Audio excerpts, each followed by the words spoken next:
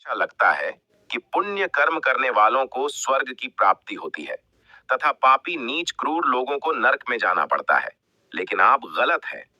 इस कथा के माध्यम से हम आपको बताएंगे कि स्वर्ग में जाने का असली हकदार कौन है और वह कौन से कर्म हैं जिससे आपके सारे कष्ट और पाप समाप्त हो जाते हैं। तो आइए दोस्तों जानते हैं इस पवित्र कथा के माध्यम से। दोस्तों, एक बार धरती लोक पर चार व्यक्तियों की मृत्यु एक ही साथ हुई थी।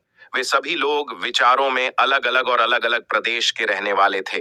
केवल संयोग से ही उन चारों का अंत एक ही समय पर हो गया था। एक ही समय पर यम के दूत उन चारों को लेने के लिए आए थे। मरने वालों में एक तो किसी प्रदेश का राजा था, दूसरा बड़ा धनी व्यापारी था, तीसरा एक पूजा पाठ करने वाला पंडित था और चौथा गरीब मजदूर था जो दिन भर मेहनत करके अपने परिवार का पालन पोषण करता था। चारों की आत्माओं को लेकर यमदूत मृत्यु के देवता धर्मराज की सभा में आकाश मार्ग से लेकर चारों आत्माओं को जा रहे थे। जब यमराज दूत उन चारों आत्माओं को लेकर यमराज के सभा में पहुंचे तो उनके सम्मुख जाकर खड़े हो गए।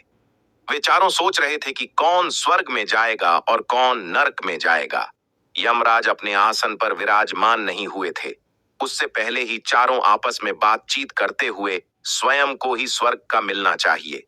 ये कहने लगे। सबसे पहले राजा कहने लगा, देखो, मुझे तो धर्मराज पक्का स्वर्ग में ही भेज देंगे, क्योंकि मैं एक विश्वविख्यात राजा हूं।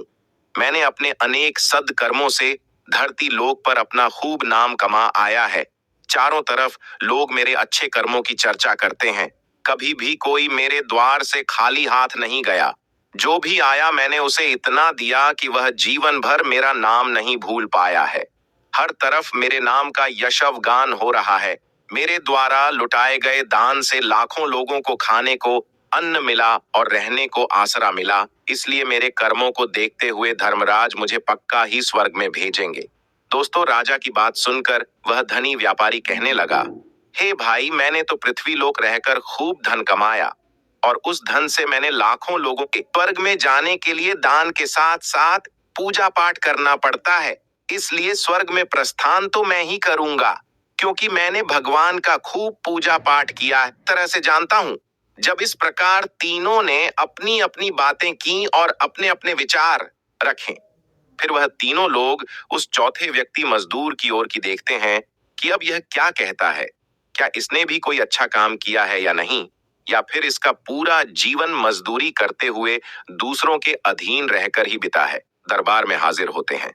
चित्रगुप्त के हाथों में एक मोटी सी किताब थी जिसमें समस्त प्राणियों के कर्मों का लेखा जो अपनी पुस्तक में देखकर यह फैसला करूंगा कि आप स्वर्ग में जाने के अधिकारी हैं या नहीं। तब बड़े गर्व के साथ राजा अपने कर्मों को बताता है। हे भगवान, मैं एक बहुत बड़े राज्य का स्वामी था। मेरा राजा को बताया कि तुम जो कह रहे हो वह सर्वथा सत्य है। तुमने अपनी प्रजा को बहुत सुख दिया है, परंतु इसके साथ साथ तुमने बहुत बड़ा अपराध भी किया है। तुमने अपनी राज्य की सीमा को बढ़ाने के लिए जितने युद्ध लड़े हैं, उन युद्धों में हजारों लाखों की संख्या में सैनिकों ने अपनी जान गंवाई है।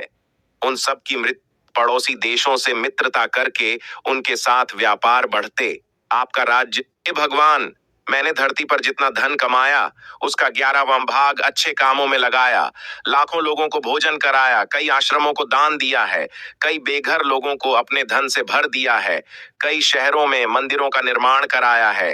बात सुनने के बाद चित्रगुप्त ने अपनी पुस्तक खोली जिसमें उसके जीवन के सारे अच्छे बुरे कर्म लिखे हुए थे। चित्रगुप्त ने बताया कि देखो, तुम जो कहते हो वह सत्य है। तुमने धरती पर खूब दान धर्म किया है, पर तुम्हारा पाप यह है कि तुमने धरती पर जो दान धर्म किया है वह तुमने उस पैसे से किया है जिसको कमाने के लिए तुमने बहुत झूठ बोला है। तुमने बहुत ठगी की है, कई चीजों में मिलावट। कितनों ने आत्महत्या कर ली, कितनों की मेहनत का पैसा तुम्हारे पास चला आया। उन सब लोगों की बद्दुआ तुम्हारे साथ हैं। तुमने जो कुछ भी अच्छा काम किया है वह कर्म शून्य हो गया है। इसलिए तुम्हारे पास भी तुम्हारा कोई शाप है। हजारों यज्ञों के अनुष्ठान को संपन्न कराया है, हजारों के घरों में पूजा पाठ